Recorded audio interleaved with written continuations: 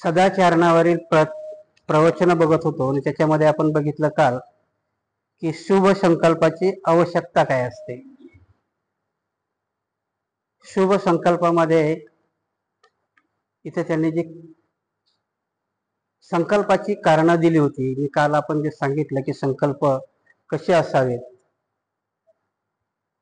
काय असतं की मी काही गोष्टी तुम्हाला इथे सांगितल्या नाही, कारण बुद्ध आणि धम्म हा ग्रंथ 3 महिन्यात वाचून शक्य नाही. कारण ह्या प्रत्येक प्रकरणामध्ये थोडस जर पहिलं चरित्र सोडलं तर बाकी बाबासाहेबांनी जो हा ग्रंथ घेतलेला आहे, कारण हा नुसता वाचण्याचा ग्रंथ नाही, ह्या प्रत्येक ग्रंथामध्ये त्रिपिटकाच्या गाथा आहेत. धम्मपदातल्या आहेत, मध्यम निकायमधल्या आहेत, अगुंतर निकायमधल्या आहेत.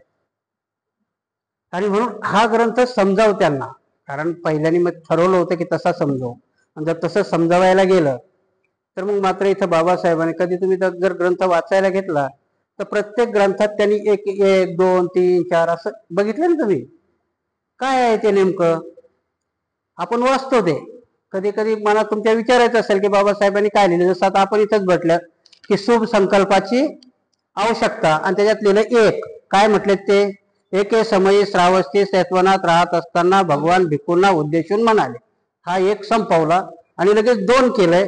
2 मध्ये काय म्हटलंय, पवित्र आणि सुखी जीवनासाठी शुभ संकल्प करण्याची अत्यंत आवश्यकता आहे. परत नंतर 3चा आकडा लिहिला आणि त्याच्या पुढे ओळ लिहिली. कोणते शुभ संकल्प करावेत हे मी तुम्हाला सांगतो, ते ऐका. काय लक्षात येतं याच्यावरून तुमच्या, 1 2 3 4 प्रत्येक प्रकरणात असं बाबासाहेबांनी का दिलं असेल. कारण हे जशाला तसे मध्यम निकाय, अकुंतर निकाय आणि धम्मपदामध्ये वचने आहेत ती, आणि त्या एका एका वचनावरती तुम्हाला जवळजवळ 1-1 तास ते आपलं प्रवचन होऊ शकतं. कारण जर समजून घ्यायचं तर त्याचे तसे अर्थ आहेत. जर तसा धम्म ग्रंथ समजावायला गेलो तर आपल्याला 3 महिन्यात संपेल का? नाही. कारण हा ग्रंथ समजायला आपल्याला खूप मेहनत घ्यावा लागेल. कारण बाबासाहेबांना असं वरवर तुम्ही वाचला त्याच्यात काहीच नाही कळणार तुम्हाला. आता मी 3 ओळी वाचून दाखवल्या, काय कळालं तुम्हाला याच्यामध्ये? काही नाही, साधारणतः डोक्याच्या वरून जाणार. पण या 3 ओळीमध्ये एवढे अर्थ आहेत की ते जर तसे समजावायला गेले, कारण आता मी बाबाला घेऊनच होते तर आमचे मोठे भंतीजी सोबत होते, तर ते मला रस्त्याने ट्रेनिंग देत होते. कसा वाचताय ग्रंथ? म्हटलं जसा आहे तसा वाचतो, जेवढं तसा वाचायचा नाही म्हणे. मग म्हटलं आता जसा वाचायला गेला तर मग मला अगोदर सगळे धम्मपद, मध्यम निकाय, अकुंतर निकाय हे सगळं मला वाचावं लागेल ना, आणि तेवढं मी परफेक्ट नाही. मग त्यांनी मला सांगितलं की भिक्षूचं काम तेवढंच नाही. काय असतं बघा की मला आज रस्त्याने येताना कळलं की भिक्षूला 10 वर्ष झाल्यानंतर थेरो का म्हणतात. कारण तुमच्या माहिती करता सांगतो की जे मोठे भंतीजी आहेत ते माझे लहान भाऊ आहेत, आणि आमच्या वयामध्ये 14 वर्षाचा फरक आहे. ते माझ्यापेक्षा 14 वर्षांनी लहान आहे.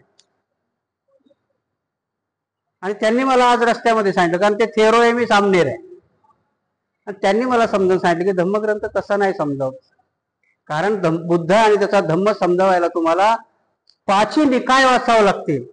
5 निकाय वाचून बुद्ध घोषाचं, बुद्धावरती लिहिलेलं चरित्र वाचावं लागेल आणि धम्मपद वाचावं लागेल. तेव्हा तुम्हाला बुद्ध आणि त्याचा धम्म हा ग्रंथ लोकांना समजावता येईल. आणि मग मी त्यांना रस्त्यात म्हटलं की मी अर्धा कच्चा, मला काय एवढं माहिती आहे, मला जसा समजावता येतो तसा समजावतो, पण वचन नक्की देतो की पुढच्या वर्षाचा वर्षावास कुठं जरी असेल तेव्हा मात्र मी त्या पद्धतीने तो ग्रंथ समजावेल. कारण तुम्हाला 1 वर्षाचा पिरियड मिळेल आणि या 1 वर्षात मी सर्व वाचेल, तेवढा परफेक्ट होईल. म्हणून तुम्हालाही सांगतो की जसं सोड, कारण तुम्ही रात्रीच हे करणार होतो, परंतु ते वडिलाचं आलं, मग तिकडे दवाखान्यात गेलो. कारण सांगण्याचा उद्देश असा आहे की कालचं आपण जे प्रकरण वाचलं की शुभ संकल्पाची आवश्यकता काय.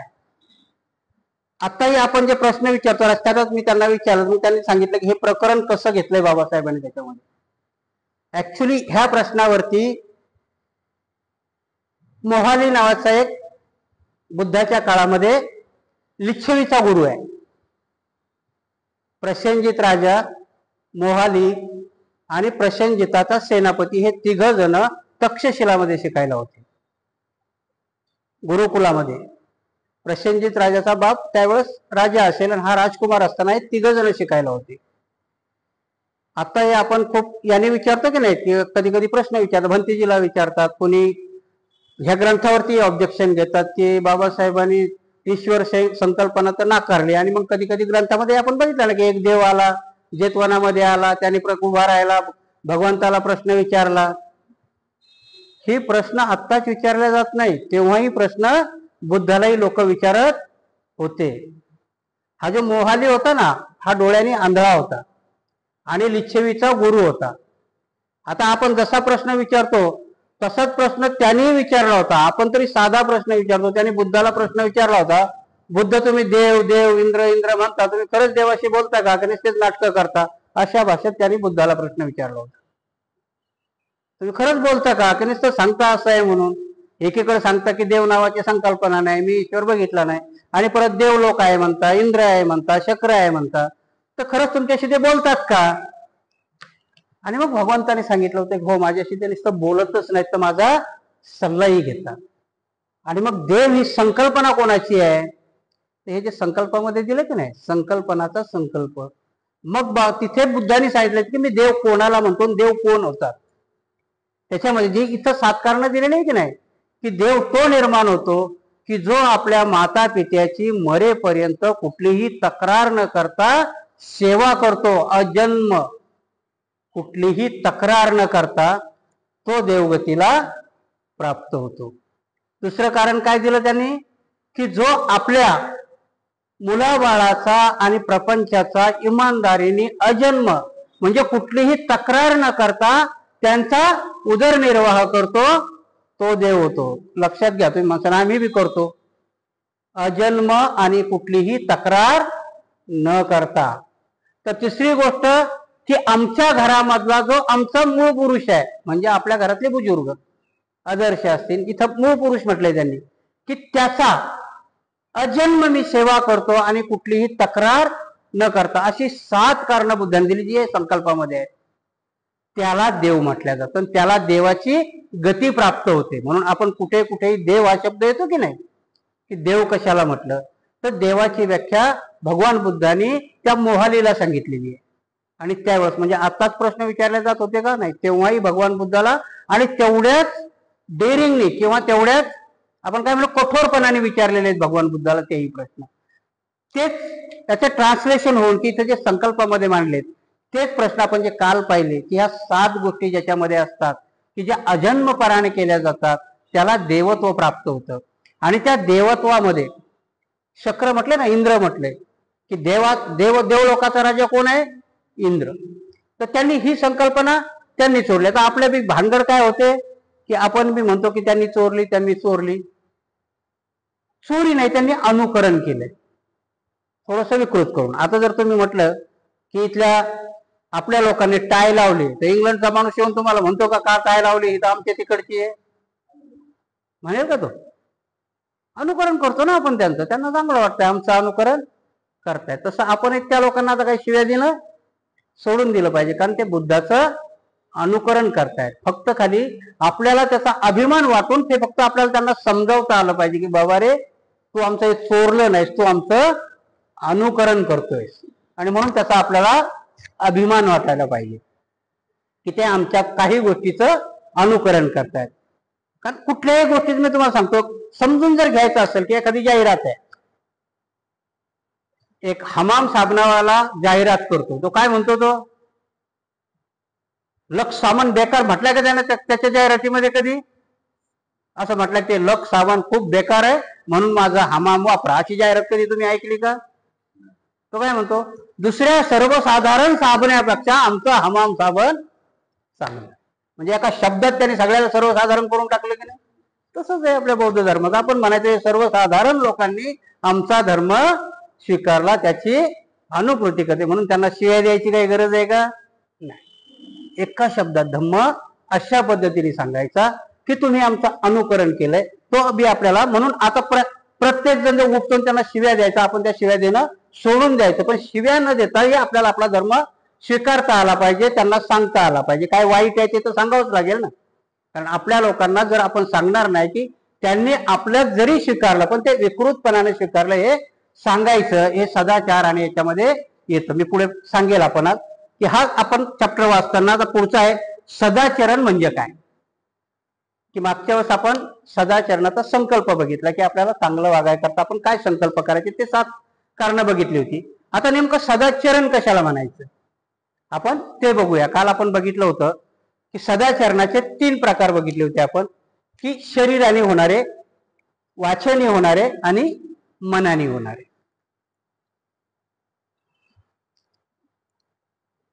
शारीरिक सदाचरणाच्या पहिल्या प्रकारात मनुष्य कोणत्याही जीवाची हत्या करण्यापासून पराडमुख होतो. आपला दंडा किंवा तलवार त्याचा त्याग करतो. तो निरापराधी व दयामय बनतो. सर्व सजीव प्राण्यासंबंधी करुणामय असे जीवन जगत असतो. दुसऱ्या प्रकारचे शारीरिक सदाचरण म्हणजे दिल्याशिवाय दुसऱ्याचे न घेणे आणि प्रामाणिकपणे जगणे. तिसऱ्या प्रकारात सर्व प्रकारच्या वैशासिक मिथ्याचाराचा त्याग करणे, अभिविचारी राहणे त्याचा समावेश होतो. असा सदाचरणी मनुष्य आई बाप, बंधू भगिनी, आप्तेष्ट यांच्या स्वाधीन असलेल्या, जिच्या गळ्यात वांगनिश्चयाची माळ आहे अशा कन्येशी तो वैवाहिक संबंध ठेवत नाही. वाचिक सदाचरणाच्या पहिल्या प्रकरणात मनुष्य असत्य भाषण सोडून देतो, असल्याचा त्याग करतो, त्यापासून दूर राहतो. त्याला सभेसमोर किंवा गाव, कुटुंब, राजकुमार अशा आपल्या व्यवसायाच्या श्रेणीसमोर साक्ष देवास सांगितले असता तो माहिती नाही ते तो माहिती नाही म्हणून सांगतो. जे माहीत आहे ते माहीत आहे म्हणून सांगतो. जे पाहिले नाही ते पाहिले नाही म्हणून सांगतो. असे जे पहिले म्हणून सांगतो. स्वार्थासाठी, दुसऱ्यासाठी अथवा क्षुद्र लाभासाठी तो कधीही बुद्धी परस्पर खोटे बोलत नाही. दुसऱ्या प्रकारच्या वाचिक सदाचरणात मनुष्य चुगलखोरीचा त्याग करतो, निंदेपासून परावृत्त होतो. लोकांमध्ये कलागती लावण्यासाठी जे इथे ऐकले ते तिथल्या लोकांना सांगत नाही आणि जे तिथे ऐकले ते इथल्या लोकांना सांगत नाही. तो ऐक्य निर्माता आणि प्रेमभाव वाढविणारा असतो. माणसा सुसंवाद, ऐक्य राखणे हेच त्याचे सुख आणि आनंद होते. तिसऱ्या प्रकारच्या वाचिक सदाचरणात मनुष्य कटू शब्दात त्याग करतो, त्यापासून परावृत्त होतो. तो जे काही बोलतो त्यात खवचटपणा नसतो. त्याचे संभाषण आल्हाददायक, मैत्रीचे, कळकळीचे, सुसंस्कृत, हितकर आणि सर्वांना स्वागतार्ह असते. चौथ्या प्रकारात वाचिक शब्दात मनुष्य बडबड करत नाही. तो उचित आणि वास्तविक आणि नेहमी लाभदायक असे बोलतो. योग्य, संस्मरणीय, उद्बोधक, व्यवस्थित आणि अतिहितकारक अशा रीतीने तो धर्म आणि नीतिमत्तात भाषण करतो. वैचारिक सदाचरणाच्या पहिल्या प्रकाराच्या मनुष्याच्या ठिकाणी लोभ, विशिष्टाचा अभाव असतो. परधन आपले व्हावे असे हाव तो कधीही धरीत नाही. दुसऱ्या संबंधी दुस्वास अथवा देश याचा तो आपल्या विचारात स्थान देत नाही. आपल्या भोवतालचे प्राणी निर्व्यग्र, सुखी, सुरक्षित आणि कोणत्याही प्रकारच्या शत्रुत्वापासून आणि छळापासून दूर राहावे अशी त्याची इच्छा असते. त्याची दृष्टी सम्यक आणि संकल्प हे प्रमादित असतात. दुराचरण आणि सदाचरण यात मी असा अर्थ मानतो. आपण पहिलं दुराचरण बघितलं होतं, हे सदाचरण. जसं दुराचरणामध्ये की खोटं जो बोलतो तो दुराचरणी असतो, तसंच पंचशील आहे की मी प्राणी मात्राची हत्या करणार नाही, खोटं बोलणार नाही. मग खोटं बोलण्यात बरेचसे प्रवर्ग आलेत की माझ्या आचरणामध्ये कुठल्याही गोष्टीने मी चांगलंच वागेन. दुराचरणामध्ये मी खोटं बोललं हे दुराचरण झालं, त्याच्या विरुद्ध काय खरं बोलेन. सत्याशिवाय मी दुसरं काहीही वागणार नाही. प्राणी मात्राची हिंसा करणार नाही, तर मग दुसरा त्याचा अर्थ काय, तर तुम्ही त्याच्यावर प्रेम करीन. जर सदाचरणामध्ये एखादा माणूस हिंसा करत असेल तर सदाचरणामध्ये मी त्याच्यावरती प्रेम करीन. आता ह्या गोष्टी सगळ्या कशा करायच्या आहेत, काया, वाचा आणि मनाने करायच्या. नुसत्याच बोलून करण्यात होईल का. मग कधी कधी आपण सगळा समजा ग्रंथ वाचला, ग्रंथ ऐकला आणि मग आम्ही ग्रंथ वाचून आणि ऐकून खरोखर आम्ही बुद्ध झालो तर याची काय परीक्षा असेल. काहीतरी आमच्यात बदल झाला पाहिजे की नाही, की आम्हाला ग्रंथ ऐकला बाबा, आम्ही ते केलं, तर मग आपल्यात काहीतरी बदल दिसला पाहिजे. मग आपल्यामध्ये काय बदल येऊ शकतात, की ज्या ठिकाणी आम्ही धम्मा करताय खोटं बोलत होतो ती सुधारणा होईल ना आपल्याला. दुसऱ्या वेळेस आपण कुठेही जर काही धम्म प्रवचन किंवा धम्म परिषद असेल आणि आपल्याला खरोखर वेळ असेल तर आपण तिथे जाऊ. म्हणजे कधीही न दिसणारा माणूस जर त्या धर्म प्रवचनात दिसायला लागला की समजायचं की याच्यामध्ये परिवर्तन झालं. किंवा कधीही न घरी बोलवलेल्या भिक्षूला त्यांच्या घरी तुम्ही जर भिक्षू बघितला की समजायचं आता यांच्यामध्ये बौद्धाचं परिवर्तन झालं, यांना धम्म समजला. किंवा कुठल्याही गोष्टीमध्ये कधीही न दान देणारा मनुष्य जर आपल्या समाजाच्या कार्यामध्ये दान द्यायला लागला की ती ओळख आहे की आम्हाला धम्म समजला. धम्म आम्ही वाचण्यामुळे किंवा आम्ही ऐकल्यामुळे आम्हाला धम्म समजला. काही काही गोष्टी मी तुम्हाला सांगतो की बुद्धाच्या वचनामध्ये तर प्रभाव आहेच, पण बुद्धाच्या निरर्थक गोष्टीमध्ये काही काही निरर्थक गोष्टीमध्येही तुम्हाला त्याचा लाभ होतो. अशीच एक तुम्हाला धम्मपदातली गोष्ट सांगतो की धम्मपदामध्ये एक बौद्धिक दिलेलं आहे ते की एक आजी असते आणि एका गावामध्ये बुद्धाचं प्रवचन चालू असतं. म्हणून त्या आजीला तिला टोंगळ्याचा त्रास असतो, म्हणून तिला चालता येत नाही. म्हणून ती आपली 7 वर्षाच्या नातवाला सांगते की तू जा आणि बुद्धाचं प्रवचन ऐक. कुठे आहे तर मग बाजूच्या गावामध्ये आहे. आता लहान लेकरा 7-8 वर्षाच्या पोराला बाजूच्या गावात जायचं म्हटलं त्याला आनंद होतो ना, ते उड्या मारत निघतं. पण आजी म्हणते थांब, तुला तिथं प्रवचन ऐकून यायचंय आणि काय ऐकलं ते मला येऊन सांगायचंय, बुद्धाने काय सांगितलं ते. तरी म्हणतो ठीक आहे, मी जे ऐकेल ते तुला येऊन सांगेल. आणि पोरगं उड्या मारत निघतं. रस्त्याने जाता जाता आता मूल आहे ते खेळत इकडं तिकडे बघत निघणार ना. जेव्हा तिथे पोहोचतात तिथं प्रवचन संपलेलं असतं.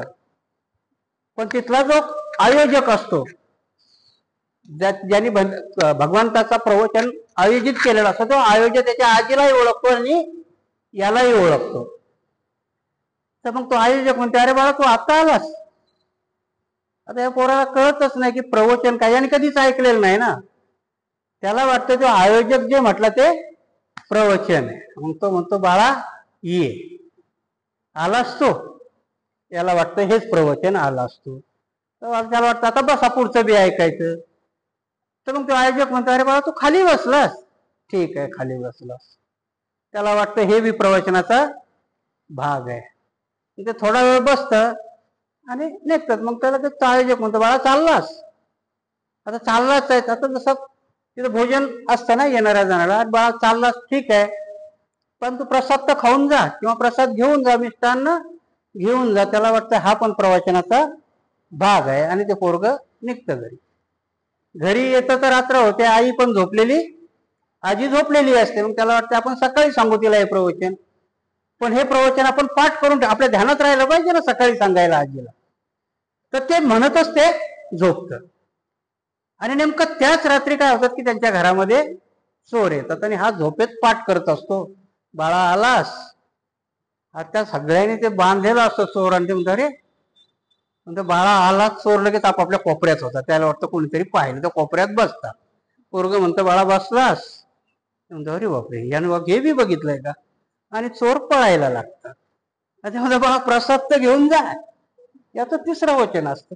आणि चोर निघून जात.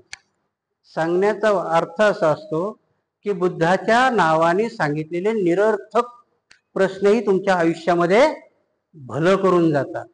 ते कानावून जरी गेले, ही जातकामधली कथा आहे की ह्या भगवान बुद्धांनी जरी कथा सांगितल्या याच्या पाठीमागचं खूप मोठा अर्थ आहे. तशीच एक दुसरी कथा आहे की एक डाकू असतो आणि नेमकंच अंगुलीमालाला भगवंताने दुरुस्त केलेलं असतं आणि ही वार्ता त्या डाकूच्या कानावर जाते. तर डाकू म्हणतो अंगुलीमालाला ठीक केलं, मलाही बी ठीक करतील ना. म्हणून तो ठरवून टाकतो की बुद्धाचं जिथेही प्रवचन असेल तिथं जायचं नाही. कारण लोक सांगतात, कारण सिद्धोधनाने जो माणूस पाठवला तो काही परत आला नाही. ज्यालाही भगवंताला आणायला पाठवलं तो तिकडे विसरून जायचा आणि तो भिक्षू व्हायचा. शेवटला काली पाठवला होता आणि कालीला हेच म्हणून पाठवलं होतं की अरे बाबा मला माहिती आहे तू काही परत येणार नाही. पण तो भिक्षू व्हायच्या अगोदर तो निरोप सांग की सिद्धोधन राजा तुझी आठवण काढतोय म्हणून. तसंच त्या डाकूने ठरवलं की एवढ्या मोठ्या अंगुलीमालाला त्यांनी डाकूचा भिक्षू करून टाकला, ते मलाही करतील. म्हणून त्यांनी स्वतः ठरवलं की जिथे कुठे बुद्धाचं प्रवचन असेल तिथे ऐकायला जायचं नाही. आणि चुकून जाता जाता जरी कानावर पडेल तर कानात बोटं घालायची. आता हा म्हातारा होता म्हणून त्याने त्याच्या पोराला बी डाकूपणाचं ट्रेनिंग दिलं होतं ना. त्या पोरालाही सांगितलं की हे बघ ह्या धंद्यात मी तुला चांगलं ट्रेनिंग दिलंय, पण तुला एक गोष्ट सांगतो की भगवान बुद्धाचं कुठं बी प्रवचन असेल तर ऐकायचं नाही. कारण तू ज्या दिवशी प्रवचन ऐकशील त्या दिवशी आपला धंदा सोडून देशील आणि तू भिक्षू होशील. मग ह्या लोकांना कोण पोरांना स्वरांना कोण सांभाळेल. आणि ते प्रवचन जर चालू असेल आणि तुला कळलं की ते प्रवचन चालू आहे तर तेवढ्या जागेतून कानात बोटं घालून निघून जायचं, कारण कानावर पडलंच नाही पाहिजे. पण आता जर तुम्हाला आपल्याला बी माणसाचं कसं कुतूहल असतंय की आपल्याला जे करू नको म्हणतात ते आपल्याला करावं वाटतंय. ते एका ठिकाणी भगवान बुद्धाचं प्रवचन चालू असतंय. आता पोराच्या मनात कुतूहल जागू होतं ना की बापाने का सांगितलं असं ऐकू नये, असं बुद्ध काय सांगतात. म्हणजे थोडस ऐकून निघून जाऊ, आपल्याला सोडायचंच नाही ना. बुद्धाचं सर्व थोडी ऐकायचं नाही, थोडस ऐकू आणि निघून जाऊ. आणि तो पेंडावर टाकलेला असेल त्या मंडपाच्या बाहेरून गेला आणि 1-2-4 शब्द कानावर पडले आणि त्याने आपल्या कानात बोट घालून घेतले आणि निघून गेला. चला म्हणे एवढंच ऐकलं. काही दिवसांनी त्याला चोरी करताना राजाची लोक पकडतात. मग आता तेवढी चोरी तर राजा म्हणतो त्याला तसं नका करू. यानी कुठे कुठे, आता आपल्या पोलिसाकडे तसंच असतं ना, एका चोरीत पकडला की त्याला मारून झोडून सगळं विचारतात, सांग अजून कुठे कुठे केल्यात म्हणून. तर राजाने सांगितलं की याच्याकडून सगळ्या कबूल करून घ्या. मग आता प्रकार काय करायचा, तर त्यांचा तो सेवक होता, म्हणजे जो त्यांचा त्यावेळेचा ठाणेदार असेल तो हुशार होता. ते म्हणे नाही असा कबूल नाही होणार, याला जास्त दारू पाजा म्हणे, म्हणजे नशेत हा सगळं सांगून टाकेल. त्याला दारू पाजली. आता याने कुठेतरी ऐकलेलं होतं नशेत की माणूस स्वर्गात गेला की तिथे नर्तकी असतात, आणि त्या माणसाने याला भरपूर दारू पाजली आणि आजूबाजूला नाचायला बाया ठेवल्या. याला वाटलं आपण स्वर्गात आलो, आपण आता मेलो आणि स्वर्गात आलो. कारण स्वर्गाची व्याख्या तीच आहे की तिथे प्यायला पण भरपूर आहे आणि नर्तकी म्हणजे पर्याय असतात. त्यानं बघितलं आणि मग तो हळूच बाजूला येऊन एक जण विचारायला लागला, सांग तू कुठे कुठे चोऱ्या केल्या तू. कारण तो विचारता मी स्वर्गात आलोय का, नशेत म्हणत हा म्हणत हा तू स्वर्गात आलाय, पण सांग, कारण इथं हिशोब द्यावा लागतो. तू खरं खरं सांगितलं तर तुझं सगळं माफ होईल आणि खोटं खोटं सांगितलं तर मग मात्र तुला सजा होईल. आणि यालाही वाटतं नशेत असतो, पुरे पर्याय असतात, याला वाटतं की खरं आपण स्वर्गात आलो तर सांगून टाकूया. परंतु ते बुद्धाचंच प्रवचन त्याच्या कानावर असतं की बुद्ध सांगते की स्वर्ग लोकातल्या माणसाच्या सावल्या पडत नाही. बुद्धाचं प्रवचनामध्ये त्याने तेवढंच ऐकलेलं असतं फक्त त्याने, की स्वर्गात जर तुम्ही गेलात तर आपल्या कशा सावल्या पडतात तशा स्वर्गातल्या लोकांच्या सावल्या पडत नाहीत. देव लोकांच्या याच्यातल्या सावल्या पडत नाही. आणि त्या नशेत पण बघतो त्या नाचणारीच्या सावल्या पडलेल्या असतात. बरोबर, हे काही स्वर्ग नाही, भानगड आहे. आणि म्हणून ते पुढची कथा काहीच सांगत नाही, आणि त्याला कळून चुकतं की हा काही देवलोक नाही. कारण बुद्धांनी सांगितलेलं आहे की देव लोकांच्या सावल्या पडत नाही, ते काहीच सांगत नाही. त्याला दारू पाच काही कर, शेवटी मारायला लागतात, पण तो काही गुन्हा कबूल करत नाही. पण जेव्हा तो घरी येतो तेव्हा दुसऱ्या दिवशी बापाचं ऐकत नाही. मग मात्र बुद्धाकडे जातो, बुद्धाच्या पायावर पडतो आणि तो म्हणतो की एक निरर्थक एका वाक्याने काल माझा जीव जाता जाता वाचला, आता तुम्ही मला पूर्ण प्रवचन द्या तर माझा पूर्ण आत्मोन्नती होईल. म्हणून सांगण्याचा उद्देश काय की सदाचरण त्याला म्हणतात की बुद्धाचे निरर्थक गोष्टी जरी तुमच्या कानावर पडल्या तरीही त्या माणसाचं भलं होऊन जातं. माणूस सदाचारी होऊन जातो, सदाचरणाने वागायला लागतो.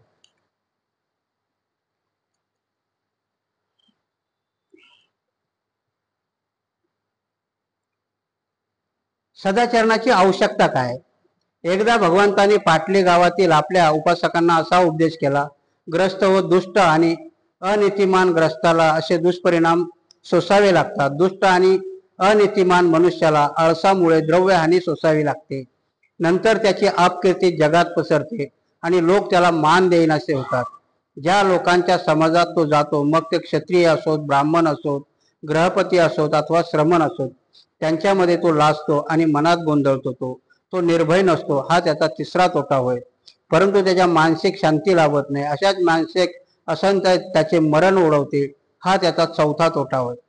आणि जो माणूस सदाचारी नाही, साध्या आपल्या उदाहरणावरून घ्या की एखादा माणूस जास्त दारू पिणारा असेल तर त्या माणसाच्या शब्दावरती घरातली लोक पण विश्वास ठेवत नाही. तो किती हुशार असू द्या, कितीही काही असू द्या, पण त्याच्यावरती लोक विश्वास ठेवत नाही. कारण माणसाच्या सदाचारणा आणि दुराचारामध्ये हा फरक होतो. मग आवश्यकता काय आपल्याला की सदाचारणामध्ये तुम्हाला मान सन्मान मिळतो. बुद्धाच्या तत्वज्ञानामध्ये तुम्हाला सांगितलंय की सद्गती माणसाला कधी पावते? की ज्या वेळेस मरतानाही माणसाचं चित्त हे शांत असतं. ज्या माणसाचं चित्त विचलित नाही, ज्या माणसाचं चित्त अशांत नाही, त्याला सद्गती लाभते. पण ज्याचं चित्त अशांत आहे त्याला मात्र सद्गती लाभत नाही. आणि मग माणसाचं चित्त अशांत कधी राहतंय? की त्या माणसाने दुर्व्यवहार केलेले आहेत, दुर्विचार केलेले आहेत, त्यावेळेसच माणसाचं चित्त थाऱ्यावर. आपण कधी कधी म्हणतो ना की जर सैरभैर दिसला माणूस तर याचं चित्त थाऱ्यावर नाही म्हणतात. थाऱ्यावर नाही म्हणजे काय? की तो सैरभैर होत असतो. कुठल्याही गोष्टीचं तुम्ही वाईट काम केलं तर तुमचं चित्तही तुम्हाला साथ देत नाही. तुमच्या माहिती करता सांगतो की तुम्हाला चित्ताची व्याख्या माहिती आहे की नाही. जसे बुद्ध आणि त्याचा धम्म हा ग्रंथ जसा आपण वाचतो तसं बुद्ध धर्माचं त्रिपिटक आहे. त्रिपिटकामधले पहिलं विनय पिटक म्हणतात. तर विनय पिटक हे भिक्षू करता आहे. त्याच्यामध्ये सगळे भिक्षू आणि भिक्षुणी करता नियम दिलेले आहेत की भिक्षुनी कसं वागावं. त्या विनय पिटकाचे 5 खंड आहे. तुम्हाला जर मी हे त्रिपिटक सांगायला गेलो की एका स्वतः बाबासाहेबांनी मान्य केलेलं आहे की बौद्ध धर्मातलं ग्रंथ संपदा एवढी आहे की एका जन्मात एका माणसाला ती करणं शक्य नाही. विनय पिटक आहे. गृहस्थ जीवनाकरता दुसरं काय आहे तर सुत्त पिटक आहे. त्या सुत्त पिटकामध्ये 5 आहे. अगुंतर निकाय, मध्यम निकाय, असे वेगवेगळे. त्याच्यामधले खुद्दक निकाय, खुद्दक निकायामध्ये 14 ग्रंथ आहे. आणि सगळ्यात महत्वाचं त्रिपिटक आहे अभिधम्म पिटक. अभिधम्म पिटक म्हणजे तुम्हाला बुद्धत्व कसं प्राप्त होईल हा त्याच्यामध्ये सगळा सार दिलेला आहे. आणि अभिधम्म पिटक समजणं एवढं सोपं नाहीये. चांगल्याला ते अभिधम्म पिटक समजत नाही. म्हणून त्यातलं फक्त एक उदाहरण सांगतो. मी चित्तावर सांगायला गेलो होतो की अभिधम्म पिटकामध्ये माणसाच्या शरीरात किती चित्त असतात सांगितले. अभिधम्म पिटकामध्ये 151 चित्त असतात. माणसाचे किती चित्त आहेत? 151. आपण फक्त चित्त चित्त चित्तच म्हणतो, परंतु आपल्या शरीरात 151 प्रकारचे चित्त असतात. आणि ते चित्त जोपर्यंत आपण त्या चित्ताला स्वच्छ करत नाही तोपर्यंत तुम्हाला बुद्धत्व प्राप्त होत नाही. आणि म्हणून की माणसाला सदाचाराची आवश्यकता कधी असते? माणूस सदाचारी कधी होतो? की ज्याचं मन निर्मळ आहे, ज्याचं चित्त निर्मळ आहे. आणि म्हणून बुद्धाने आत्म्याला मान्यता नाही दिली, अनात्म म्हटलं. परंतु माणसाच्या मनाला बुद्धाने आत्म्याच्याही वरची स्टेप दिली. कारण मनच हे तुमच्यावाला सगळ्या गोष्टीची जननी आहे. आणि म्हणून सदाचरणाची आवश्यकता काय आहे तर तुमच्या मनाला स्वच्छ करणं, तुमचं मन समृद्ध करणं, तुमच्या मनाच्या वरती जे काळीमा लागलेले आहेत किंवा तुमच्या मनावरती जे आवरण लेप झालेले आहेत ते आवरण दुरुस्त करणं, याला सदाचाराची आवश्यकता आहे. कारण सदाचाराने वागल्यानंतर म्हणजे तुमचं मन स्वच्छ होतं.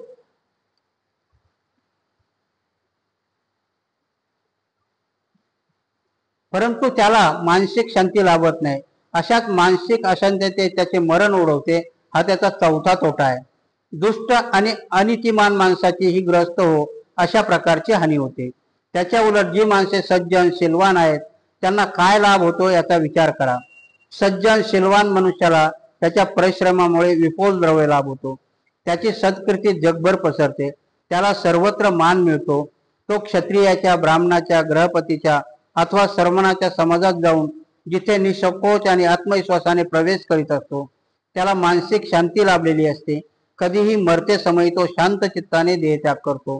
मूर्ख मनुष्याला तर मूर्खपणाने जे पाप करीत असतो त्यातील मूर्खपणा कळत नाही. अग्नीप्रमाणे त्याचे पापे त्याचा नाश करीत असतात. जो कोणी निरुपद्रवी निष्पाप अशा प्राण्याला दुःख देतो त्याच्या वाट्याला महान आपदा, मानसिक अशांती, अपतेष्टाचा वियोग आणि द्रव्यहानी येत असते. आणि म्हणून कधी कधी काय होतं की ते म्हणतात ना की बुडत्याचे पाय खोलात असतात अशांतीमध्ये. याला उदाहरण देतात बुद्ध उकळत्या पाण्याचं. की तुमचं मन अशांत असलं की काय होतं? शांत पाणी असेल तर त्याच्यामध्ये तुमचा चेहरा तुम्हाला दिसतो. तसंच आहे तुमचं चित्त जर शांत असेल, तुमचं चित्त जर शांत असेल तर तुम्हाला तुमचे सगळे कर्म कळतील. पण तेच जर उकळतं पाणी असेल तर उकळत्या पाण्यात चेहरा दिसेल का? तसंच आहे, तुमचं चित्त जर शांत नसेल तर मग मात्र तुम्हाला तुमचे कर्मही कळणार नाही, आणि अशांत चित्ताने कर्मही वाईट होतात. आणि म्हणून त्याचं नुकसान काय होतं की ज्याचं चित्त अशांत असतं तो मरतानाही शांतपणाने मरत नाही, कारण त्याला दुःख होतं, त्याची सद्गती तिथे होत नाही. आणि म्हणून मन आणि चित्त तुमचं शांत ठेवणं हे सदाचाराची आवश्यकता आहे. सदाचारी माणसाला ते करणं अति गरजेचं आहे.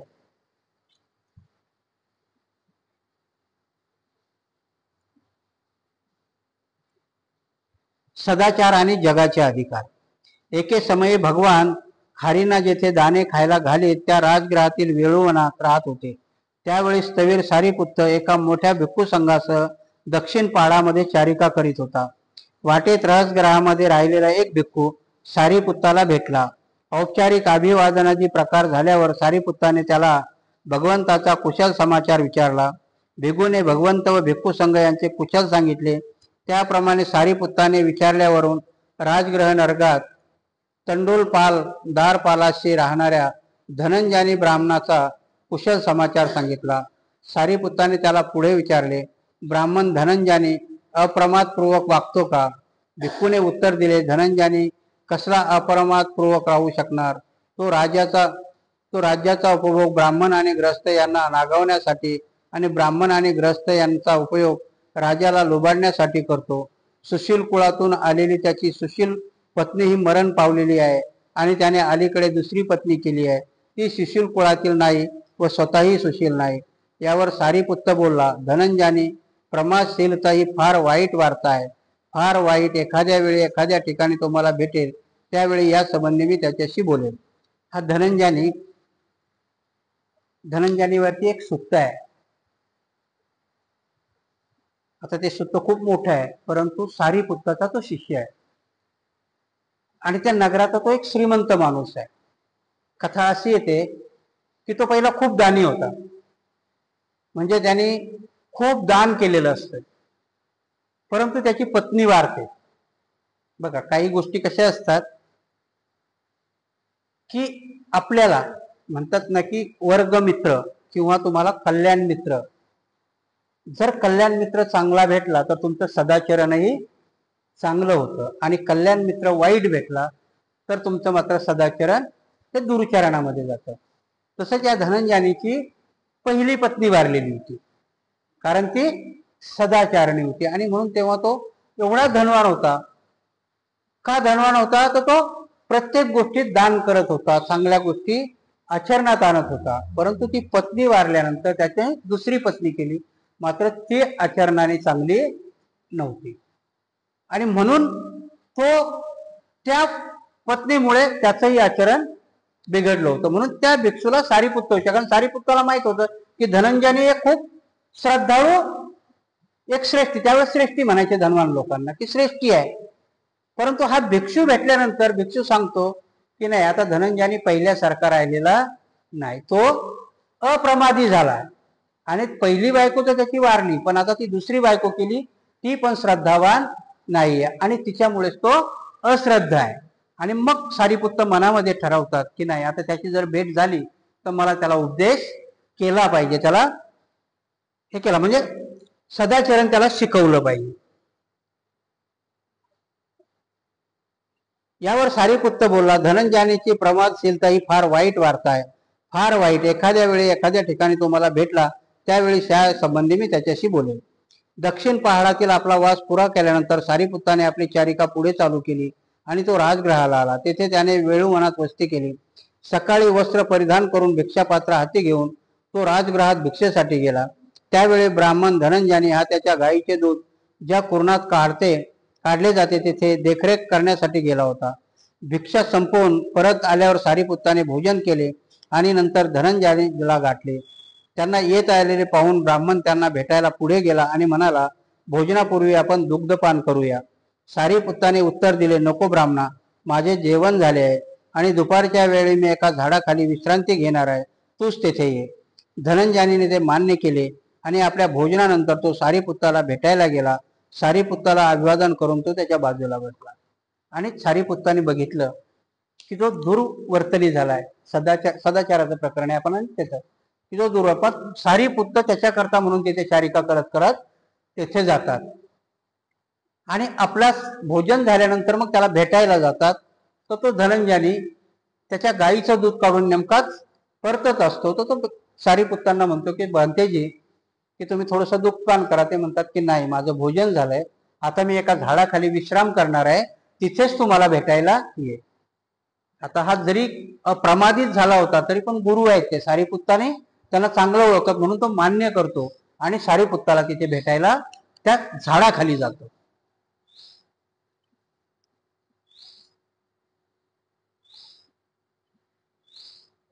तो ब्राह्मण सारीपुत्ताने त्याला विचारले, सदाचारणा संबंधीचा तुझा उत्साह आणि कळकळ कमी झाली ना? तो ब्राह्मण म्हणाला, ते कशी कायम राहणार, कारण मला आता माझे आई बाप, पत्नी, कुटुंबदान, कामकरी त्याचे पालन पोषण करायचे असते. याशिवाय ओळखीचे लोक, मित्र, आप्त, इष्ट आणि पाहुणे अतिथी यांना पाहुणचार करायचा असतो. माझ्या मृत प्रवधाचे साराध्य करायचे असते. देवदेवतांना बळी द्यायचे असतात. राजाला कारभार चुकवायचा असतो आणि उपरांत मला स्वतःसाठी मांस आणि पेयादी तरतूद करायची असते.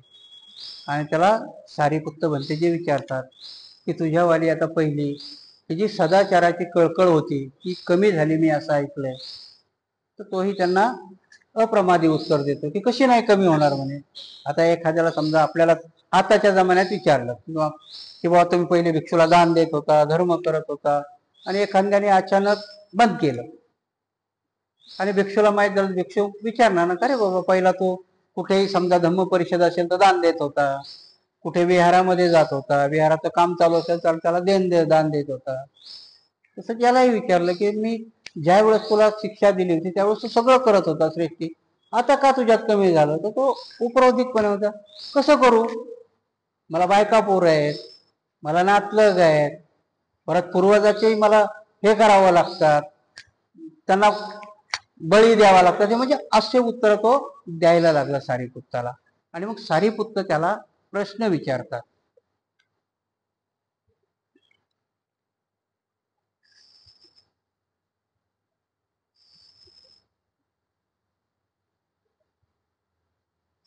सारीपुत्ताने विचारले, धनंजयाने तुला असे वाटते काय की एखाद्या माणसाने आपल्या आईबापासाठी सदाचरण आणि न्याय यांना सोडून वर्तन केले आणि या संबंधी त्याला जाब विचारला असता तो अशी सबब सांगू शकेल काय की मी माझ्या आईबापासाठी हे सर्व केले, त्यासाठी सदाचरण आणि न्याय यांचे उल्लंघन केले, म्हणून मला शिक्षा करू नका. आणि मग ते एका एका प्रश्नाचं त्याचं उत्तर देतात. बघा, आता हाच प्रसंग कधी आपण चिकित्सकपणाने ग्रंथ ऐकायचा असतो. जर तुम्ही रामायण कधी कधी, कारण ह्या साधारणशा गोष्टी तुमच्या कानावरती आलेल्या असतील की रामायण कोणी लिहिलं म्हणतात, वाल्मिकी. नाही, प्रवाह भरपूर आहेत. वाल्मिकी कोण होता म्हणतात, तर वाल्या कोळी होता म्हणतात, है की नाही. काय करायचा, तो रस्त्यात वाटमारी करायचा, हा एक प्रवाह आहे. आणि सगळ्या खूप मोठ्या गोष्टी आहेत. दुसऱ्याकडे जर तुम्ही गेलात तर पंडित लोकात जर गेला तर त्याच रामायणामध्ये तो वाल्मिकी स्वतः लिहितोय की मी कोण आहे, मी प्रचेताचा 10वा पुत्र आहे म्हणतो.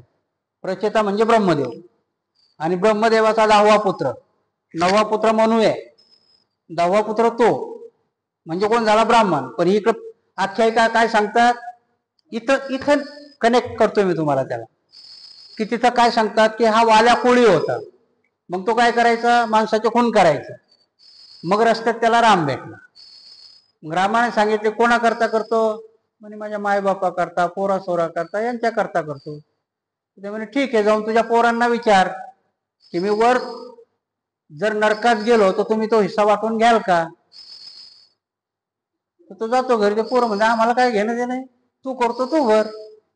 त्यांच्याकडे कुठून गेले बघा ते, इथून. इथं सारीपुत्त भंतेजी त्या धनंजयानीला विचारतात की तू कोणाकरता करायचं सांगतोस, माझ्या आई बापा करता. तुझ्या आई बापाने सांगितलं का तुला धार्मिक दान देऊ नको म्हणून, किंवा तू धार्मिक दान देत नाहीस तर याचा हिस्सा आई बाप उचलणार आहेत का. इथे कनेक्ट, म्हणजे चोरी कुठली आहे, इथली आहे. आता इथे आपण चोरी म्हणण्यापेक्षा काय म्हणू की त्यांनी ते अनुकरण केलेलं आहे, कारण तुमचा धम्म त्यांनी त्या पद्धतीत समजावण्याचा प्रयत्न केला, मग थोडा विकृतच केलेला आहे ना, त्याला स्वर्ग नरक लावून दिलं. इथे सारीपुत्त भंतेजी त्याला विचारतात की असं कधी सांगितलं की मला माझे आईबाप सांभाळायचे म्हणून मी धर्माचं काम करणं किंवा मी सदाचारानं वागणं सोडलंय? तू तुझ्या पूर्वजाचा बळी देतोस तर त्या पूर्वजाला जाऊन विचार की तुझ्या ह्या पापामध्ये ते सहभागी आहेत का, का ते केल्याने तुला हे होणार आहे? म्हणजे असा एक एक प्रश्न सारीपुत्त भंतेजी विचारत जातात. म्हणजे त्यांची शास्त्रही निर्माण कशी झालेली आहे इथून, की आपलं त्यांनी ते अनुकरण केलेलं आहे. बुद्ध धर्मच त्यांनी सांगितलेला आहे, फक्त थोडासा विकृत करून सांगितलेला आहे.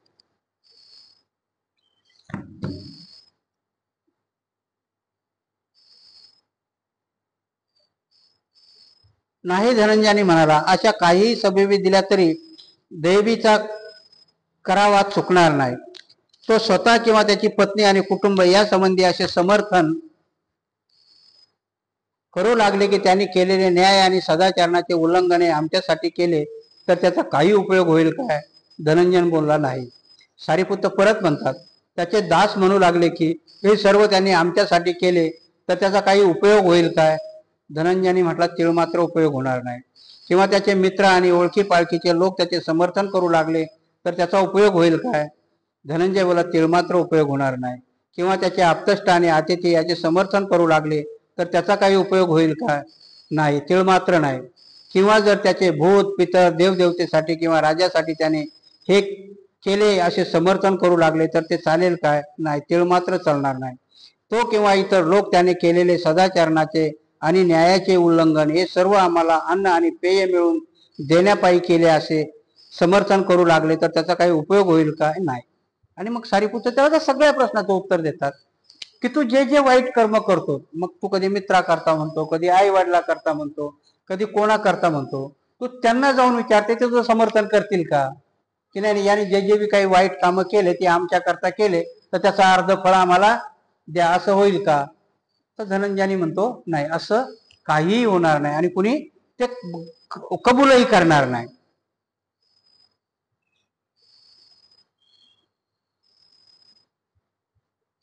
सारीपुत्ता धनंजयाने आपल्या आई बापाचे पोषण करण्याचे न्याय आणि सदाचरणाचे असे दुसरे मार्ग आहे. त्यासाठी दुष्कृत्य करण्याची आवश्यकता नाही आणि हे मार्ग पत्नी कुटुंब आणि इतर सर्वांच्याही परिपोषणाला मोकळे नाहीत काय? सारीपुत्ताने विचारले. आणि सारीपुत्त लगेच विचारतात की ह्या सगळ्याला मदत करणं, सगळ्याला हे करणं, त्याला दुराचारच करायची काही गरज आहे का? चांगलं वर्तन करूनही हे काम तुम्ही सगळे करू शकता. ह्या सगळ्या गोष्टी तुम्ही चांगल्या कामाने करू शकता की ज्याला परत आपल्याला मग त्या आर्य अष्टांगिक मार्गाकडे जावं लागतं की दुर्विचारण केल्यापेक्षा तुम्ही सम्यक आजीविकेनेही सगळ्या गोष्टी करू शकता. इथे तुम्हाला वाईट दुराचार किंवा वाईट कर्म करायची गरज नाही. आणि म्हणून तू जे अवलंबला आहेस तर हे तू करू नकोस, कारण हे दुर्वर्तनामुळे तुझी दुर्गती होईल. कारण सदाचरणाशिवाय कुणालाही सद्गती मिळत नाही. सारीपुत्ता हे मार्ग मोकळे आहेत. यानंतर सारीपुत्ताच्या या भाषणाने प्रसन्न होऊन त्याचे आभार मानून धनंजयाने उठला आणि आपल्या ग्रही परत गेला. आणि हा सारीपुत्ताचा उपदेश ऐकून धनंजयाने इथे सुधारणा होते. म्हणून सदाचरणाची कुठलीही प्रक्रिया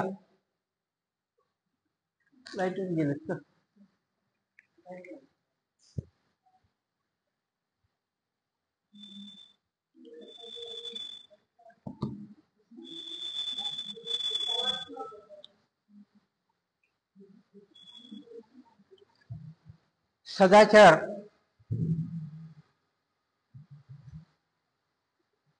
म्हणून सारीपुत्त भंतीजी सांगता. आवाज येतोय तिकडे? सदाचाराने वागल्यावर तुम्हाला तुमचे प्रपंच सांभाळायलाही दुर्वर्तन करायची काही गरज नाही. सदाचारानेही आपण आपला प्रपंच सांभाळू शकतो, आई वडिलांना सांभाळू शकतो, मित्र इष्टमित्र जे कोणी असतील त्यालाही सदाचरण करून आपण आपले कुटुंब निर्वाह चालू शकतो. धनंजयानीला सांगितलं की ह्या सगळ्या गोष्टी करायची गरज नाही. माझ्या कानावरती ह्या गोष्टी आल्या होत्या आणि म्हणून सारीपुत्त भंतेजीचं ते प्रवचन ऐकून धनंजयानी इथे सुधारला. धनंजयाने त्यांच्याकडे कबूल केलं की मी आता तशा दुर्वर्तनी राहणार नाही. सदाचरणात परिपूर्णता कशी साधता येईल? आता कधी कधी काय होतंय की आपण सदाचारणे असतो. सदाचरण म्हणजे काय की आपली वर्तणूक चांगली असणे. आपण व्याख्या करताना कधी कधी का माणूस कसा आहे तर म्हणून बरं आहे की नाही. दुसरी व्याख्या काय असते ना खूप चांगला आहे. तिसरी व्याख्या काय की माणूस देव माणूस आहे. नाहीतर मग काय माणूस लय बदमाश. चारच व्याख्या येतात ना असे की मग आपल्याला कुठल्या याच्यात म्हणून सदाचरणामध्येही परिपूर्णता आपल्यात आली पाहिजे. नुसतं भला म्हणून भागेल का नाही. कारण बुद्ध धर्मामध्ये कुठलीही गोष्ट आपल्याला बुद्धाने काय सांगितलंय की मला जे जे काही चांगलं माहिती आहे ते मी प्रसारित केलं पाहिजे. कारण बुद्ध धर्म हा धर्म नाहीच ना, हा धम्म आहे. म्हणून रस्ता आहे. रस्त्याला तुम्ही अडवू शकाल का. मग जर एकदा तुम्हाला वाट माहिती झाली की समजा मला जायचं इथून स्टेशनला जायचंय मला वाट माहिती नाही तर विचारल्यावर वाट सांगणं तुमचं काम आहे. त्याला बुद्ध धम्म म्हटलंय. आणि तुम्ही जर म्हटले मलाही माहिती नाही मग तुमच्यात आणि त्या अनाड्यात काही फरक नाही. म्हणून बुद्ध धर्मामध्ये सदाचारामध्ये माणूस परिपूर्ण कधी आहे की जेव्हा मला माहिती आहे आणि ते मी दुसऱ्याला सांगितलं. म्हणून त्याचं उदाहरण देताना बुद्ध द्यायचे कधी कधी की रस्त्याने चालताना तुमच्या रस्त्याच्या मध्ये जर एखादा दगड आला तर तुमच्या मनामध्ये पहिला विचार काय आला पाहिजे की माझ्या अगोदर ह्या रस्त्याने बुद्ध गेला नाही, मी पहिला बुद्ध चाललोय. म्हणून तो दगड उचलायचा आणि बाजूला टाकायचा. कारण पाठीमागून येणाऱ्या माणसाला जर तो दगड दिसला तर तोही म्हणेल की ह्या रस्त्याने बुद्ध माणूस कोणी गेला नाही. पण त्याला सरळ धोपट रस्ता सापडला तर मग म्हणाल ह्या रस्त्याने बुद्ध गेलाय, म्हणजे रस्त्याने हा बुद्ध माणूस गेलाय. पहिल्याने जर तुम्ही कधी गेलात तर गावाकडे बऱ्याचशा रस्त्यांची नावं होती. आमच्याकडे त्या शेताकडे जायला पाऊल वाट वेगळी असायची आणि बैल आणि गाडी न्यायला वाट वेगळी असायची. त्याला आमच्याकडे पांदन म्हणायचे. तुमच्याकडे काय म्हणतात ते मला माहिती नाही. किंवा शिवरस्ता म्हणायचे. दोन गावाच्या मध्ये असलेला शिवरस्ता. आणि आठ ती असायची की त्याच रस्त्याने सगळे बैल आणि हे गेले पाहिजे. पाऊल वाटेने फक्त माणसं जातील. बुद्ध धर्मामध्येही आपल्याला तोच रस्ता सांगितला सदाचरणाचा की जाताना आपण त्याच रस्त्याने गेलो पाहिजे की ज्या रस्त्याने माणसाला जायचंय. मग आता तुम्ही म्हणाल की माणसाला जायचे रस्ते वेगळे आणि अमाणसाला जायचे रस्ते वेगळे. त्याचाच अर्थ आहे सदाचरण आणि दुर्चरण. म्हणून सदाचरणी माणसांना चांगल्या रस्त्याने चाललं पाहिजे. आणि मग चांगल्या रस्त्याने चालायचं तर तो सदाचरणी माणूस परफेक्ट झाला पाहिजे. परफेक्ट झाला पाहिजे तर मग निसता कसा की मी चोरी करणार नाही एवढं आम्ही म्हटलं तेवढ्यापुरता तुम्ही सदाचारी आहे. पण तो फक्त म्हटलाय तो कायेने वाचेने आणि मनाने झाला पाहिजे. त्याने नुसतं म्हटल्याने भागेल का. जर त्याच्या मनामध्ये मात्र जर इच्छा असतील की नाही नाही हे घेतलं असतं तर बरं झालं असतं, ते केलं असतं तर बरं झालं असतं, तर तो परफेक्ट सदाचारी नाही. तो परफेक्ट दुर्वर्तनी बी नाही. कारण त्याने फक्त खाली कायेला अडवलंय, मनाला आणि वाचेला अडवलेलं नाही. म्हणून परफेक्ट सदाचारी कसा झाला पाहिजे तो काया वाचा आणि मनाने झाला पाहिजे. म्हणून सद्वर्तनामध्येही तुम्हाला परफेक्ट होता आलं पाहिजे. आणि म्हणून इथे भगवंत काय म्हणतात की श्रावस्ती येथील जेतवनात भगवान वास करीत असताना त्यांच्याकडे 500 उपासक आले. त्यात धम्मिक हा होता. धम्मिकाने भगवंताला विचारले कोणत्या तत्वाच्या परिपालनाने आपल्या अनुयायांना सदाचरणात पूर्णता साधता येते. आणि म्हणून इथे भगवंताकडे आलेल्या याच्यामध्ये धम्मिक एक सुत्त आहे. कारण भगवंताची बरीचशी सुत्त ही व्यक्तिशः माणसाला उद्देशून म्हटलेली आहे. त्यांच्याकडे कोणी सांगायला आलं, बोलायला आलं, काही करायला आलं. वर्षावासही भगवंताने या कधी केलेला आहे त्यांना बुद्धत्व प्राप्त झाल्यानंतर 8 वर्षांनी. हा नियम कसा आला माहिती आहे तुम्हाला. वर्षावास कुणी करत होते पहिले. जैन लोक करत होते. वर्धमान, महावीर, कारण हा समकालीन धम्म आहे. आणि मग बुद्धाकडे काही लोक आले, कारण आपले भिक्षू त्यावेळेस आपल्या आता लक्षात येत नसेल, कारण तुम्हाला संघ दिसतच नाही. काय दिसतं आता तुम्हाला? कुठल्या तरी विहारामध्ये 2 भिक्षू आहेत, 4 भिक्षू आहेत, 5 भिक्षू आहेत, म्हणून संघाची संकल्पना तुमच्या पुढे येत नाही. आताही तुम्ही जर कधी कधी तुमच्या घरी भिक्षू जेवायला बोलावलं ना, ज्यांनी खरोखर विनय पिटक वाचलेला आहे किंवा विनय पिटकानुसार जर तो आचरण करणारा असेल, तर तुमच्याकडे येणाऱ्या भिक्षूला तुम्ही कधी जर गेलात तर तुम्ही पाय धुता भिक्षूचे. का धुता? ही प्रथा माहिती आहे तुम्हाला? कारण त्यावेळेस अशा सडका नव्हत्या ना, कारण भिक्षू जंगलात असायचे त्यांचे विहार, आणि मग ते चालत चालत यायचे, तर पाय भरायचे ना. आणि मग त्या वेळेचा उपासक त्या भिक्षूला पाय धुवायला पाणी द्यायचा, तर चिवर धरताना म्हणून ते पायावर पाणी टाकायची. ती प्रथा तेव्हापासून चालत आली. आता आम्ही भिक्षू मोठ्या गाडीत येतो ना, पायाला काही झालंय का? मग आता भिक्षूचे पाय धुतले पाहिजे का? एक दृष्टीने नाही, पण एका दृष्टीने हा का आहे, तर आम्हाला जर समजा आमच्या समाजामध्ये दाखवायचं असेल की आम्ही आमच्या धम्मगुरूचा एवढा सत्कार करतो, तेव्हा बाजूचे लोक बघतील.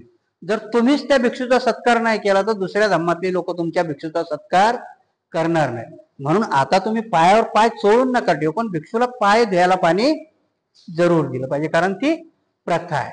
मग फुलं बी टाकली पाहिजे, कारण तो सत्कार होतो. कधी कधी काय होतं, तुम्ही बॉम्बेला गेलात कधी, तर बॉम्बेच्या ज्या वस्त्या आहेत ना, त्या वस्त्यामध्ये शहरं जरी झाली तरी अजून जातीयवाद गेला नाही. मग एकच घर आपलं असतं. मी तुम्हाला उदाहरणासहित सांगतो की बाबासाहेबाचं राजगृह तुमच्यातले किती लोकांनी पाहिलं मला माहिती नाही, पण तुम्ही जर गेलात, माहीम आणि माटुंग्याच्या मध्ये आहे ते, तिथल्या सगळ्या कॉलनीला हिंदू कॉलनी म्हटलेलं आहे, आणि त्या हिंदू कॉलनीमध्ये आपलं राजगृह आहे. सगळे ब्राह्मणाची वस्ती आहे बाजू, आणि मध्ये बाबासाहेब खूप विचाराने घेतलेलं आहे बाबासाहेबांनी, की त्याच्या पाठीमागचं बाबासाहेबाचं एक त्याच्यावरती भाषण पण आहे की मी तिथेच का घेतलं म्हणून. कारण साधारणतः आपला समूह कसा असतो, श्रावस्तीमध्ये साकेत नगर का उभं राहिलं? कारण पहिल्या 5 महाराणी घेतलं म्हणून प्रत्येक जण आपली वस्ती आहे का तिथं, हा मग घेऊन टाका, हे भावना येते की नाही? आपली वस्ती आहे, मग भले आपसात भांडणं का होत नाही, एकमेकाचं तोंड नका का पानं आहे ना, पण तो विचारताना काय विचारतो, आपली वस्ती आहे का? परत एक किस्सा सांगतो तुम्हाला. आमच्या विहाराच्याच बाजूला एका डॉक्टर बाईंनी प्लॉट घेतलेला, अजून तो खालीच आहे. आता म्युन्सिपाल्टीनेच भीती मारलेल्या आहे त्या सगळ्या. मग त्या डॉक्टरीन बाईनं काय केलं, तिला कंपाऊंड करायचं होतं, मी नाव नाही घेत मुद्दाम, कंपाऊंड मारायचं होतं म्हणून तिने काय केलं की विहाराच्या आतून लाकडं रोवली. भंतीजी आले म्हणे, अहो ताई हे काय करता? नाही म्हणे, मी म्युन्सिपाल्टीत गेले होते, हे बघा म्हणे आमच्या याच्यावर असं असं माप दिलंय, हे आमचा असा हात येतोय. भंतीजी म्हणजे सगळी गोष्ट खरी आहे बाबा, पण ही भीत पण त्या म्युन्सिपाल्टीवाल्यांनीच बांधलेली आहे ना. ह्या विहाराची भीत कोणी बांधलेली आहे?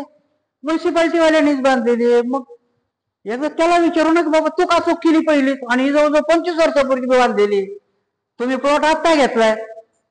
बाई म्हणते, मी विचार केला होता की जवळ विहार आहे म्हणून घेतलं, आणि तुम्ही भानखोर भंतीजी आहेत. अरे म्हणे बाबा काय करावं आता, व्याख्या कशा असतात. तिचा उद्देश तिने का प्लॉट घेतलाय की जवळ विहार आहे, तिची अपेक्षा ती आहे, पण विहाराची जागा घ्यायची ही अपेक्षा मात्र तिची वाईट नाहीये. ती भंतीजीला म्हणते, मला काय माहिती एवढा भानखोर भंतीजी. भंतीजी म्हणे, बाबा अर्ध बांधा. म्हणजे सांगण्याचा उद्देश कसा आहे की आपण समूहाने राहतो. समूहामध्ये बाबासाहेबांचाही तोच उद्देश होता की जेव्हा कोणी ही मंडळी माझं राजगृह बघायला येतील आणि तेव्हा आजूबाजूला बघतील, तेव्हा त्यांच्या लक्षात येईल, अरे नाही, आणि बाकीचे लोकही बघतील की बाबासाहेबाचं घर बघायला फक्त त्यांचा समाज येतो, आणि हा समाज केवढा मोठा आहे. 2 उद्देश सांगितले होते बाबासाहेबांनी त्याच्यामध्ये, की माझ्याकडे वाकड्या नजरेनं बघायची यांची हिंमत होणार नाही, कारण माझा घर बघायला जर एवढे लोक येतात तर माझ्या केसाला धक्का लागल्यावर यांचं काय करतील, ही भीती त्यांना असते. आणि म्हणून मुंबईच्या याच्यामध्ये एकच घर जरी असलं तरीही त्यांनी जर बौद्ध पौर्णिमेला भिक्षू बोलवले तर आपला सगळा समाज तिथे एकत्र होतो. का? तर त्या लोकांना दाखवायचं असतं की मी एकटा नाहीये, मला तुम्ही एकटा समजू नका. याच्या पाठीमागच्या भूमिका ह्या असतात. म्हणून तिथं भिक्षू गेला तर हे आपण करायचं असतं. मग तुम्हाला सांगताना काय सांगा तुम्ही की भिक्षू जर गेला, तुम्ही जर घरी आणला तर त्यावेळेस ती पाय धुवायची प्रथा का होती तशी. आजही तुम्ही गेलात आणि भिक्षूला हात धुवायला जर स्वतःहून पाणी दिला तर ज्यांनी खरं त्रिपिटक वाचलं हे केलं ते एवढंच बोट धुतात. तुम्हाला अचंबा वाटेल, आपण असे हात धुवून काढतो ना, कारण त्यावेळेस 3-3 हजार भिक्षूचा संघ असायचा. म्हणून त्यावेळेस भिक्षू फक्त खाली पाणी दिलं तर एवढेच बोट धुवायचे, कारण 4000 भिक्षूला जर पाणी द्यायचं म्हटलं तर 2 ड्राम लागले असते. त्याच्या पाठीमागची काही कारण आहेत की भिक्षू का करत होते. त्यांच्या ते भिक्षा पात्रातच जेवायचे, कारण 4000 भिक्षूला कुठल्याही राजाजवळ पण 4000 ताटं असतील का? स्वतःच्या भिक्षा पात्रात जेवायचे. आणि सरासरी विहार आणि हे आश्रम कुठल्या तरी नदीच्या काठाला असायचे. आणि म्हणून तेही हात धुताना, कारण पहिले हात एवढे धुतलेले असायचे. भिक्षूला प्रशिक्षण असायचं की त्यांनी 48 घास खायचे. आणि 48 घास कसे असते? एका एका चपातीचे नाही. ह्या तुमच्या कांड्यामध्ये, पहिल्या कांड्यामध्ये मावेल एवढा घास, म्हणजे तुमचं बोटही किती भरतील? एवढंच भरतील ना. म्हणून जेवल्यानंतरही हात एवढाच धुतला जायचा. आणि तसंच पात्र उचलून भिक्षू लोक आपल्या आश्रमात नदीला जायचे, पात्र तिकडे धुवायची. तो विनय होता. म्हणून तो सदाचारामध्ये पूर्णत्व येण्याकरता ते विनय होते, ते नियम होते. आज तसे नियम बुद्धांनीच परमिशन दिलेली की काल परत्वे, वेळ परत्वे आणि स्थिती परत्वे, त्या नियमामध्ये बदल करा. म्हणून आम्ही त्या नियमामध्ये बदल करत आलो. काही काही गोष्टी आम्ही अतिच करत आलो. आता आम्ही दवाखान्यातून आलो होतो तर भंतीजी एका ठिकाणी गेले होते. मग भंतीजी मला ते सांगत होते. आता ती शेवटी मोठा भाऊ आहे म्हणून थोडस वैयक्तिकही बोलतात ना. म्हणे काल म्हणे आपल्या भिक्षू संघाला वर्षा बंगल्यावरती भोजनदान मिळालं. पेपरला तुम्ही वाचले की नाही मला माहिती नाही. सिरियस गोष्टी असतात काही काही. 2 प्रवाह आहेत म्हणे. बघा कसं सदाचरण आपलं कसं चाललंय. कुठे एक प्रवाह आहे की म्हणे एवढी स्तुती चालली की आजपर्यंत भारताच्या स्वातंत्र्य मिळाल्यापासून आजपर्यंत वर्षा बंगल्यावर भिक्षूला कोणीही जेवायला घातलं नाही. म्हणजे एकीकडे असा मोठेपणा चालला की खूप. आणि एकीकडे म्हणतात ह्या भिक्षूला का आमच्याकडे जेवायला नव्हतं का म्हणजे बोंबलत तिथपर्यंत गेले. म्हणजे दोन्ही प्रवाह आहे काय. आणि ही चर्चा झाली पाहिजे. वाईट असो या चांगली असो, बोललो असो. ते मला बोलले तुम्ही बोलू नका, म्हटलं मी बोलणार आहे. कारण ह्या चर्चा झाल्या पाहिजे. का झाल्या पाहिजे? की आज सगळ्यावरती अविश्वास आहे. राजकीय पार्ट्यात तुम्ही गेलात, आपल्या नेत्यावर तुम्ही सगळ्या लोकांनी अविश्वास दर्शवला. मी भंतीजीलाही बोललो की आता फक्त एकच क्षेत्र बाकी आहे की भंतीजी लोकांवर लोक अजून विश्वास ठेवतात. म्हणून त्यांनी विश्वास गमावू नये, कारण त्यांचं काम समाजाकरता आहे. वर्षा बंगल्यावर त्यांनी जेवायला नको जायला होतं. भोजनदान आमच्या समाजाने तुम्हाला पाहिजे तसं दिलं असतं, पाहिजे तसं केलं असतं. आणि म्हणून हे 2 प्रवाह चालू आहेत. कारण एवढं षडयंत्र असतं की तुम्हाला सदाचारी, परिपूर्ण सदाचारी बनू दिल्या जात नाही. भिक्षूलाच बनू दिल्या जात नाही. तर तुमची कथा खूप मोठी आहे. हे असदाचाराचेच प्रकार आहेत ना. की खूप मोठे भंतीजी की जे आज भिक्षू संघाचे कार्यकारी अध्यक्ष आहेत, उपगुप्त थेरो, महाथेरो, ते गेले बंगल्यावरती, त्या वर्षा बंगल्यावर. आणि सोबत महाराष्ट्रातल्या अर्धी भिक्षू घेऊन गेले. आता हा हा आता त्याच्यामध्ये तट पडले की का करतात हे सगळं? कारण आम्ही लोक अनाडी आहोत. कारण त्यांना आमच्या समाजामध्ये फूट पाडायची. पहिल्या वेळेस तर पाडलीच आहे. आणि ही समाजातली फूट कशा करता पाडायची की परत मग आपल्याला तिथे धर्मावरती यावं लागतं. राजकारण नाहीये. हा बाबासाहेबांनी एका ओळीत लिहून ठेवलेला आहे की भारताचा इतिहास दुसरा तिसरा काही नाही, वैदिक परंपरा आणि बौद्ध धर्म याच्यामधला संघर्ष म्हणजेच भारताचा इतिहास आहे. आणि तो इतिहास आजपर्यंत मिटत आलेला नाहीये. त्याला आमची लोक अशीच बळी पडतात. आणि म्हणून ते उदाहरण सांगतानाही सांगतात की दुर्योधनाने कर्ण असाच पाळला नव्हता. त्याने राज्य देऊन कर्ण का पाळला होता? तर त्याला माहित होता अर्जुना बरोबर लढाई करायला आमची हिंमत नाहीये. कर्ण आपल्यातला होता ना, तसे आपल्यातले त्यांनी आता हजारो कर्ण त्यांनी पाळणं सुरू केलेले आहे. म्हणून आपल्यातले जेवढे शिकले सवरलेले लोक आहेत की नाही, ते सगळे येऊन तुम्हाला उपदेश करतात की आपल्या समाजाने त्यांच्या बरोबर युती केली पाहिजे, आपल्या समाजाने त्यांच्या बरोबर युती केली पाहिजे. पण ते त्यांना सांगत नाही की तुम्ही ह्या समाजाबरोबर युती केली पाहिजे, असं एक तरी म्हटलंय का? मला बाळासाहेबांचंच नाव घ्यायचं असं काही म्हणणं नाहीये, परंतु तुम्ही बाळासाहेबावरती एवढे आरोप करणं लावलेत लोकांनी, म्हणजे युतीच करत नाहीत. परंतु हे लोक त्यांना का म्हणत नाही? बरं त्यांच्या युतीचं जाऊ द्या, आमच्या आठवले साहेबांनी युतीच नाही राव, अख्खेच जाऊन बसले की त्यांच्या. काय झालं आमचं? आज भिक्षू संघाच्या याच्यामध्ये ते चर्चा चालू आहे. आणि म्हणून समाजानंही आम्ही शहाणं झालं पाहिजे. कारण कुठल्याही शेतीमध्ये जर पीक चांगलं यायचं असेल तर त्या शेतकऱ्याने त्या शेताची काळजी घेतली पाहिजे. आणि जर त्या शेताची काळजी नाही घेतली तर बाबासाहेबांनी त्याच गोष्टी सांगितलं होतं की क्रांती आणि प्रतिक्रांती व्हायला वेळ लागणार नाही. आणि आता ती प्रतिक्रांती आपल्याला धर्मांतर करून किती वर्ष झाले? 68-70 वर्षही नाही झाले. मागे तर 1,000 वर्ष गेले ना, कारण अशोकाचा काळ जवळजवळ 10 पिढ्या चालला. आता ते 70 वर्षात प्रतिक्रांती यायची वेळ आली. त्याच्यानंतर आपण 5,000 वर्ष गुलाम राहिले आणि आता 70 वर्षात तुमच्यात हे व्हायला लागले. कारण कुठल्याही क्रांतीला प्रतिक्रांती यायला तुमच्यातलीच लोक फितूर होतात, तेव्हा ती प्रतिक्रांती येते. अशोकाचं साम्राज्य का संपलं? तर बंड त्याच्या सेनापतीनेच केलं होतं. पुष्यमुत्र शृंगानेच त्या राजाची हत्या केली होती. आणि म्हणून आपल्या समाजाचंही नुकसानही आपल्या समाजातलीच लोक करतील. म्हणून बुद्ध धम्म लयाला जायलाही कारणीभूत तुम्ही बुद्धच व्हाल, दुसरे होणार नाही. आणि म्हणून आपण सजग राहिलं पाहिजे. कारण बाबासाहेबाचे अनुयायी व्हायला, कारण परत आपल्यामध्ये सेदमारी केल्या जाते की राजकारण भिक्षुनी करू नये. मलाही मान्य आहे भिक्षुनी राजकारण करू नये, पण भिक्षुनी राजकारण सांगावं. कारण भगवान बुद्धांनी प्रत्येक राजाला राज्य कसं करावं हे सांगितलेलं आहे. आणि म्हणून भिक्षूची जबाबदारी होते. राजकारण करू नये म्हणजे भिक्षूने उभं नाही राहू, भिक्षुनी आमदार नाही हो, भिक्षुनी खासदार नाही हो, पण भिक्षुनी आमदार आणि खासदार कसं व्हावं हे जरूर सांगावं आणि समाजाने ते ऐकावं. नाही तर अर्धा समाज तेच म्हणतो भिक्षुनी राजकारण नाही करू. अरे बाबा, पण भिक्षूला राजकारण सांगू तर द्या, तुम्हाला समजावू, आणि त्यांचं ते ऐका.